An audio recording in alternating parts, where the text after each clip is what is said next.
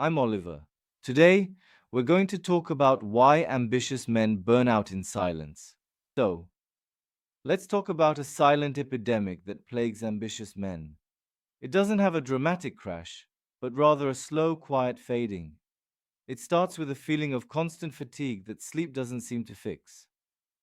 The Sunday scaries start showing up on Saturday afternoon. The passion you once had for your work or hobbies is replaced by a sense of cynical detachment. You find yourself getting irritable over small things. You're physically present with your family, but your mind is a million miles away. You feel like a ghost going through the motions of your own life. You're working harder than ever, pushing through the exhaustion, telling yourself to just man up. So, why do you feel so empty? Why does it feel like your internal engine has seized? Because you've been trying to operate like a machine. And you are not a machine, you are a human being. And that feeling of emptiness is not a sign of your failure. It's a desperate biological signal from your system that it is breaking down. Today, we are going to dismantle the human machine myth. We'll understand that burnout isn't a productivity problem, it's a recovery problem. And I'll give you a practical framework to stop the burnout cycle and start treating yourself like a high performance athlete, not a piece of hardware. The human machine is a myth that many men are conditioned to believe. It's the idea that our value is directly proportional to our output. It's the belief that we should be able to endure endless stress without complaint, that we should be always on, always productive, always strong. This myth leads us down a predictable three-stage path to burnout. Stage one is the honeymoon phase or the hustle. This is where it begins. You're driven, energized, and obsessed with your work or goals. You willingly sacrifice sleep, hobbies, and relationships for the sake of achievement. You feel productive and alive, but you are slowly accumulating a massive recovery debt. Stage two is the onset of stress. The debt starts coming due. You begin to feel a persistent low level fatigue. You become more irritable and cynical. Small physical symptoms appear: headaches, trouble sleeping, digestive issues. Your focus starts to slip. You're still pushing, but now it feels like you're running in sand. Stage 3 is chronic burnout. This is the system failure. It's a state of profound physical and emotional exhaustion, a feeling of deep cynicism and detachment from your work and your life, a sense of ineffectiveness and a lack of accomplishment. At this stage, you don't just feel tired, you feel empty. This is the point where the human machine has broken down completely. So, what's the antidote? It's a radical mindset shift. You must stop thinking like a machine and start thinking like a professional athlete. A machine's goal is 100% uptime. It's designed to run constantly until it breaks. But a professional athlete understands a fundamental biological principle: stress plus rest equals growth. This is the universal equation for all adaptation. You lift a heavy weight, stress, and then you sleep and eat well, rest, and the muscle grows back stronger. You study hard for an exam, stress, and then you get a good night's sleep, rest, and the memories consolidate. The human machine myth embraces the stress part of the equation, but sees rest as a weakness. An athlete knows that rest is not the opposite of work, it is an integral part of the work. It is the phase where the growth actually happens.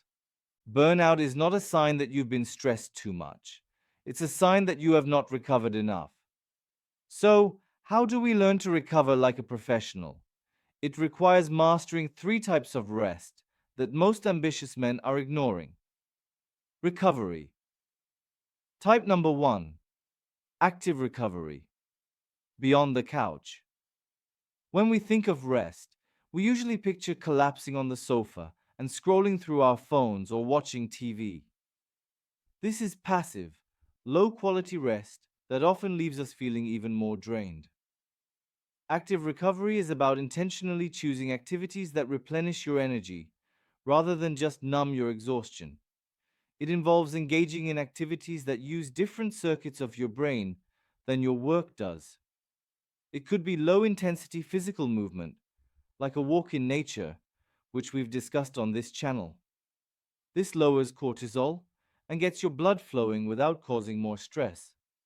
It could be a creative hobby that puts you in a state of flow, like playing an instrument, woodworking, painting, or cooking. This allows the analytical, problem solving part of your brain to finally switch off. It could be deep social connection, like having a meaningful conversation with a friend or playing with your children, where you are fully present and not thinking about work. Active recovery is not about doing nothing. Recovery. Type number 2. The third space, the decompression chamber. One of the biggest drivers of burnout is the inability to transition between our different life roles. We bring the stress of our work self home to our family self. We are checking work emails while playing with our kids. The boundaries are blurred, and our brains never truly get a signal that it's time to switch off. The third space is a concept that describes a transitional buffer between two different environments. It's your personal decompression chamber. The action plan. You need to create a conscious ritual to mark the end of your workday. It could be your commute home. Instead of making work calls or listening to stressful news, put on a specific playlist or a non-work related podcast. Use that time to mentally close the door on your workday. If you work from home, the ritual is even more critical. It could be a 10-minute walk around the block at 6 p.m. It could be a short meditation. It could be changing your clothes. The specific action doesn't matter. What matters is that it's a consistent ritual that tells your brain, work is over. You are now in a different space. You can now recover. Recovery. Type number 3. The digital sunset, the unplugging. Even when we're not actively working, our brains are being bombarded by digital stimulation. Notifications, emails, endless social media feeds. This constant stream of information keeps our nervous system in a low-grade state of alert. We are never truly at rest. The action plan. You must schedule time to be completely unplugged. The most powerful way to do this is to implement a digital sunset. This means setting a hard cutoff time for all screens at least 60 to 90 minutes before you go to sleep. No phones, no tablets, no TV. This allows your brain to wind down, your melatonin to rise naturally, and your nervous system to finally enter a state of true rest.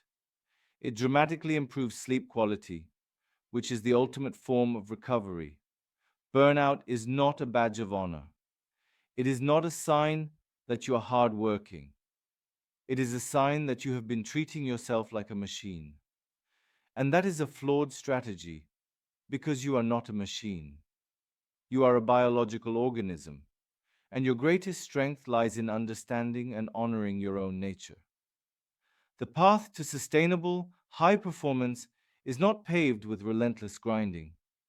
It is a rhythmic pulse between focused, intense effort and deep strategic recovery. Rest is not a bug in your system. It is a feature.